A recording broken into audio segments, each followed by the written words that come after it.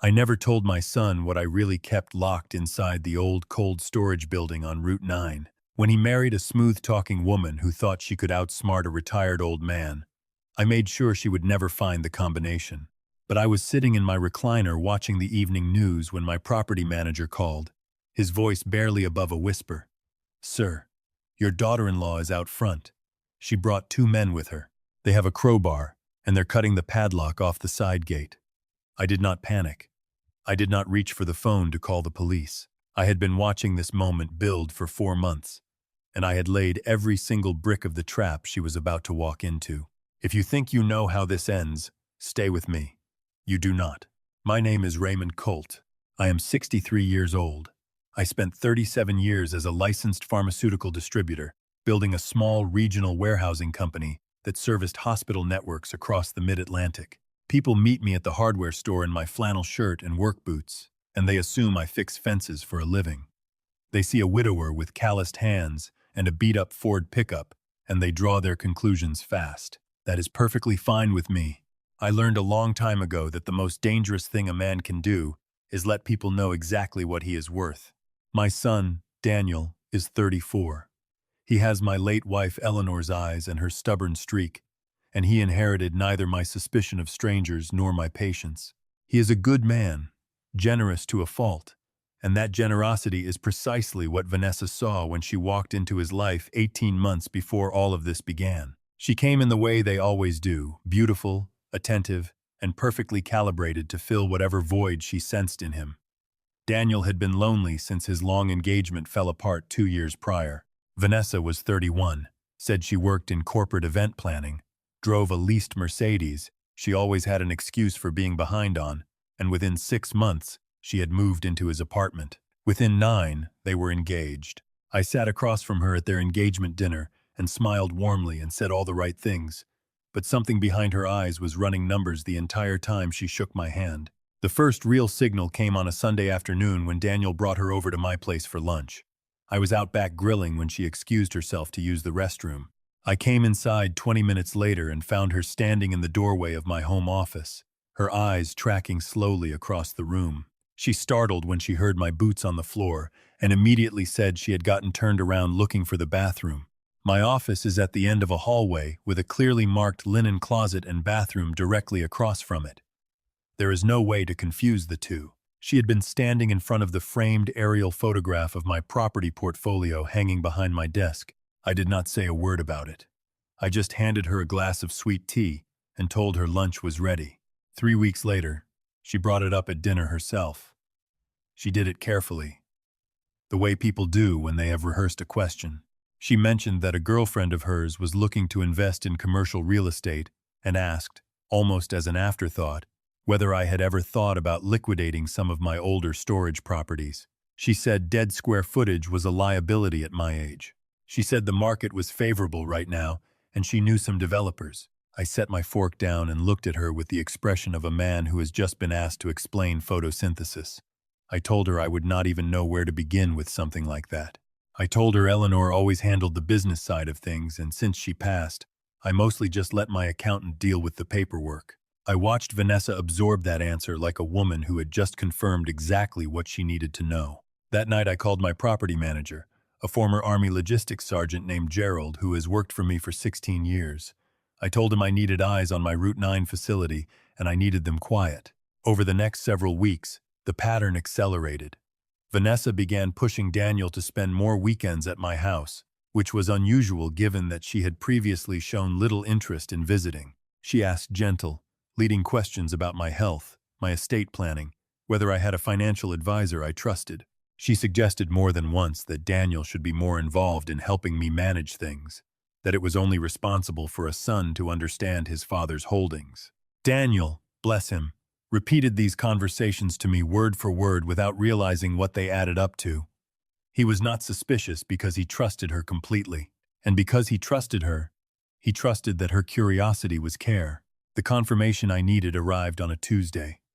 Gerald called me from the facility on Route 9. He said Vanessa's car had been parked on the service road adjacent to the property for nearly 40 minutes that afternoon. She sat there long enough to photograph the building and the perimeter gate from multiple angles. She drove away when a delivery truck pulled in from the main road. She did not know that Gerald had captured her plates on the entrance camera. That evening, I picked up the phone and called a private investigator named Carol Marsh, a former state trooper who I had used twice before in business disputes. I gave her Vanessa's full name and asked her to find what was underneath the surface. What she delivered 4 days later made me put my coffee cup down very slowly and sit perfectly still for a long time. Vanessa had been married once before, briefly, to a real estate investor in Charlotte. The marriage ended after 14 months when the husband discovered she had forged his signature on a refinancing document and redirected a significant sum from a joint account to a holding company she had quietly incorporated in her maiden name 3 months before the wedding. The husband declined to press criminal charges in exchange for a signed dissolution agreement that protected him from further liability. She walked away with enough to fund a clean start somewhere new. There was more. Carol had traced a pattern of relationships stretching back nearly a decade, each one following a similar arc: a comfortable, asset-rich man, an accelerated romance, a period of financial maneuvering, and a clean exit before anyone could organize a legal response. She was good at it. She selected men who were private, who were proud, and who would be reluctant to publicize their own embarrassment. She had selected me, through my son, because she had done her homework and liked what she saw on the property records. I sat with that folder for a long time. Then I called Carol back and told her I was going to need her help with one more thing. The following Saturday, Vanessa came over alone. She said Daniel had a work obligation, and she did not want to cancel our lunch plans. She arrived with a bottle of wine and a practiced easiness that I had once mistaken for warmth. We sat on the back porch, and I let her steer the conversation wherever she wanted it to go. She wanted it to go to Route 9. She did it gradually, building through small talk until she circled into asking whether I had ever had the property appraised. She framed it as concern she had been reading about commercial real estate values in the corridor and thought I might be sitting on something more valuable than I realized. She said she had a contact, a developer friend, who specialized in exactly this type of acquisition. She offered to make an introduction.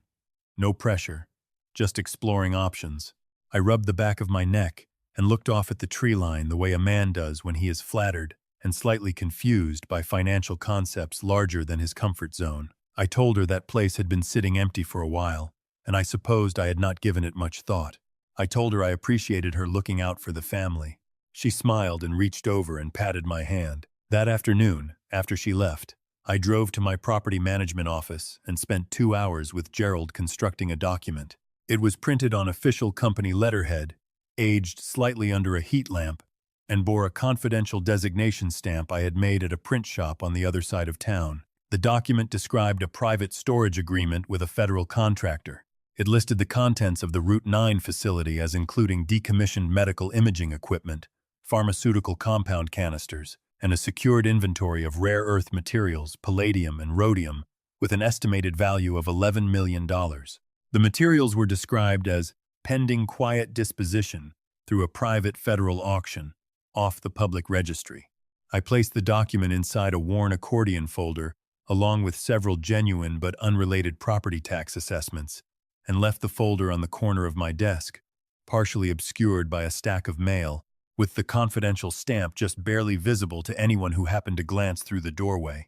2 nights later, Daniel called me after 10 o'clock at night.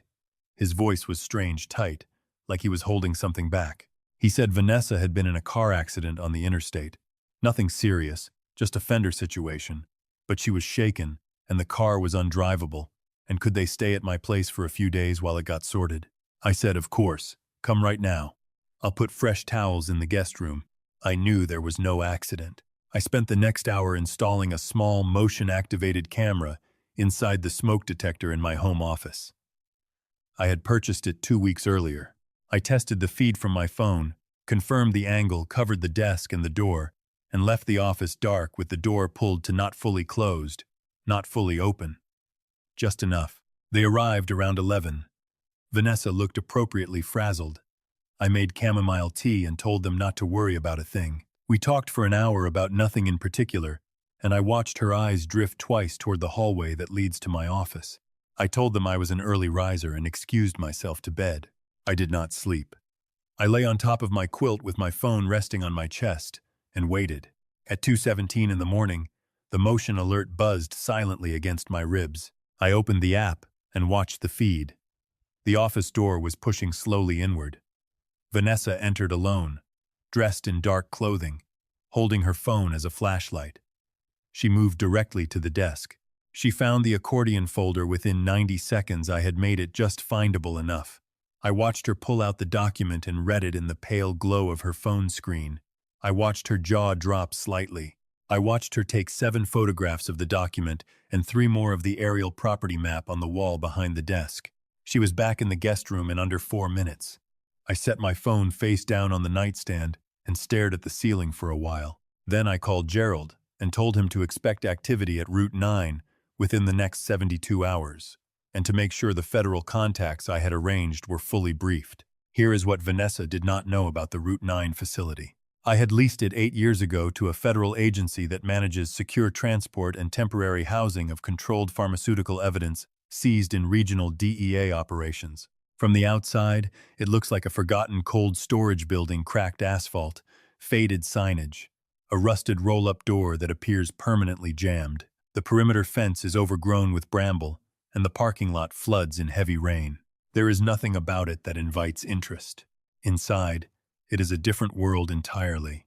The floors are reinforced concrete, the walls are fitted with steel plate shielding, and the facility runs a 24-hour federal security rotation of 6 armed agents per shift.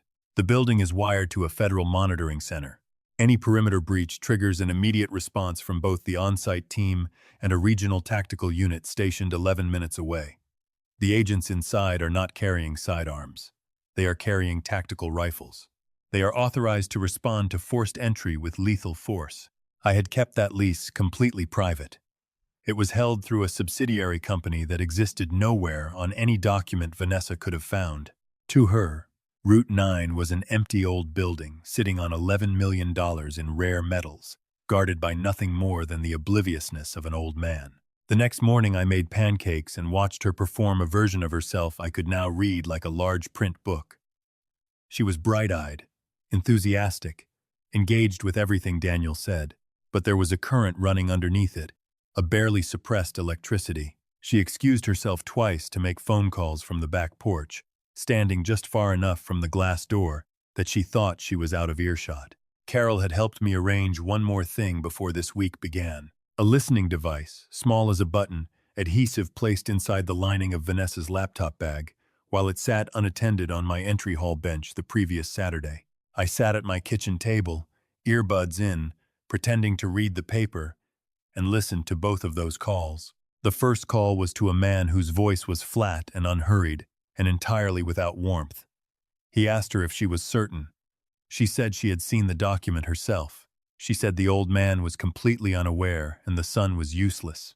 She said 11 million in untraceable commodities, sitting in an unguarded facility, was the cleanest opportunity she had ever seen. She said she needed 3 days to get access logistics sorted, and then they could move. The man on the other end said he had a crew available by Thursday. He reminded her of the terms. She would provide the access point, the layout, and confirmation that the building was clear. They would handle extraction and transport. She would receive 30% after the fence. He told her if she was wrong about the security, she would not be receiving anything, and he would not be discussing the matter further. She said she was not wrong. The second call was shorter. She called someone and said, in a voice I had never heard from her before, flat, efficient, stripped of all the warmth she performed for Daniel, that she needed a clean exit by Saturday morning. She named a departure city. She asked about the account. She said the marriage had served its purpose, and she was done. I set the newspaper down on the table and folded it along the crease. That evening after dinner, I told Daniel I needed to show him something in the garage, some of his grandfather's tools I had been meaning to pass along.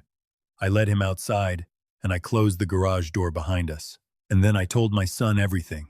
I watched his face move through disbelief, resistance, pain, and finally a terrible, settling stillness. He asked me twice if I was absolutely certain. I showed him Carol's report on my phone. I played him 30 seconds of the recording. He sat down on an old workbench and put his face in his hands and did not speak for a long time. When he finally looked up, His eyes were red, but his jaw was set. He asked me what we were going to do. I told him exactly what we were going to do. Thursday evening, I told them both. I had an early appointment on Friday morning with my cardiologist, a routine check on a stent procedure. I had genuinely had 2 years prior, and that I would be leaving the house before 6. I made a point of mentioning that Gerald had the week off, and that the Route 9 property was quiet right now. I said it the way a man says something that is not supposed to matter. Vanessa said she hoped the appointment went well. She placed her hand on my forearm when she said it. Friday morning, I left the house at 5:50. Daniel remained behind, staying out of sight in the upstairs bedroom per our plan, monitoring the exterior cameras on his phone. I drove to a gas station 3 miles from Route 9 and parked. Carol Marsh was already there, sitting in her car with a thermos of coffee and a calm expression. We did not need to talk much. Everything was already in position. At 7:14, a gray panel van turned off the main road onto the service road adjacent to the Route 9 facility. Daniel texted me a single word: moving. I started my truck. The van stopped at the perimeter fence. 3 figures emerged. 2 of them were large men in dark clothing. The third was Vanessa, wearing a black jacket, her hair pulled back, holding printed photographs she had taken of my forged document. She was pointing at the gate, directing them with the confidence of someone who has done this kind of calculation many times and always come out ahead. I pulled slowly into the entrance of the service road and stopped. I did not get out. I watched through the windshield. One of the men produced bolt cutters and went to work on the chain at the gate. It took less than a minute. Vanessa pushed the gate open herself and walked through first. I watched her cross the cracked asphalt toward the roll-up door, locate the keypad on the exterior wall, the one listed in my forged document as the secondary entry access and punch in the code I had deliberately included. The hydraulic lock released with a deep mechanical thunk. The door began to rise. Vanessa ducked under it before it had finished opening. The 2 men followed her inside. I counted to 4. The exterior floods ignited across the entire perimeter simultaneously, turning the gray morning into something that looked like noon. The federal emergency tone, a sound I can only describe as the kind of alarm that makes your chest cavity vibrate, erupted from the roof. Through the rising door, I could see the interior of the building snap into absolute chaos. Tactical lights swept the space. Shouted commands in federal cadence cut through the siren. Vanessa's voice, the first time I had ever heard it stripped of every performance, let out a high, raw sound of pure terror. The 2 men surrendered in under 30 seconds. They knew what those weapons meant. Vanessa did not surrender immediately. I know this because Gerald told me afterward, and because the federal incident report would eventually confirm it. She tried to explain. She tried to say it was a misunderstanding, that she had been given incorrect information, that she was looking for a place to store medical equipment for a non-profit. She spoke quickly and calmly, and with exactly the practiced composure she had used on me, and on my son, and on every man before us. The agents did not ask her to explain anything. They put her hands behind her back and walked her out. I watched it from the service road. I did not get out of the truck. I just sat there with the engine running and the heater on low and watched 3 people walk into a building they believed held their future and be walked back out in federal restraints. Daniel met me at my house an hour later. He was quiet in the way people are when something large has finished happening and they are not certain what to do with the space it leaves behind. I made eggs. We sat at the kitchen table and I let him take whatever time he needed. He asked me at one point why I had not gone to the police the moment Carol handed me the report. I told him the same thing I would tell anyone who asked. Evidence ends a scheme. Proof ends a marriage. But watching, really watching, with your own eyes, the mask dissolve completely that ends the grief you would otherwise carry for years, wondering if you had misread someone, wondering if maybe she was capable of change. I needed him to have no wondering left. He nodded slowly. He understood. What followed in the weeks after moved quickly once it started. The federal charges were multiple and serious conspiracy to breach a secured government facility, possession of stolen access materials, intent to commit theft of federally controlled property. The man who had been on the phone with Vanessa, the one with the flat, unhurried voice, was identified and taken into custody within 72 hours. His operation turned out to have a longer history than anyone expected. and Vanessa's cooperation value to the government was essentially zero because she had already told them everything through the listening device. She did not make bail. The judge cited flight risk given the discovered travel arrangements and the offshore account. Daniel's divorce attorney filed the dissolution within the same week. I did not attend any of the proceedings. I did not need to. I had done what I set out to do. 6 weeks after that Friday morning, I drove Daniel to a building downtown he had never been inside. We rode an elevator to the 8th floor and sat across from a trust and estate attorney named Patricia Yuen, who I had known for 11 years. I handed Daniel a sealed envelope and asked him to open it there, in that office, with a witness present. Inside was a letter I had written to Eleanor on the year we sold our first warehouse property. I had written it the way you write things you are not sure you will ever say out loud about what we were building, about who we were building it for, about the measures I intended to make sure no one could ever reach it through him or around him without walking through me first. Below the letter were the account statements for the irrevocable trust I had established in Daniel's name 14 years ago. The principal sum, the accrued interest, the instruction documents. He sat there for a long time reading it. Then he looked up at me, the way a man looks at his father when he finally understands something he had not known, he did not understand. I told him that Eleanor and I had been very careful and very quiet, and that we had always known that the people who would come for what we built would come through love, because that is the only door that stays unlocked. So we made sure the important things were behind a door they could not find. He folded the letter carefully and put it in his coat pocket. Then we went and had lunch at the diner on the corner and talked for 3 hours about things that had nothing to do with any of this. A few Sundays later, I was sitting on my back porch in the late afternoon. The light was doing that thing it does in October when it comes in low and orange and turns everything it touches into something worth looking at twice. I had a glass of bourbon, the good kind I save for specific occasions, and the yard was quiet. I raised my glass toward the tree line in the direction where Eleanor always used to plant her tulip bulbs every fall, without telling me until the spring. I kept my word, I said. Nobody got in. Nobody took anything that was yours. The wind moved through the trees and the light held for another few minutes before it faded and I went inside. Greed makes people reckless. It convinces them that the quiet ones are easy, that the man who does not advertise his intelligence must not have any.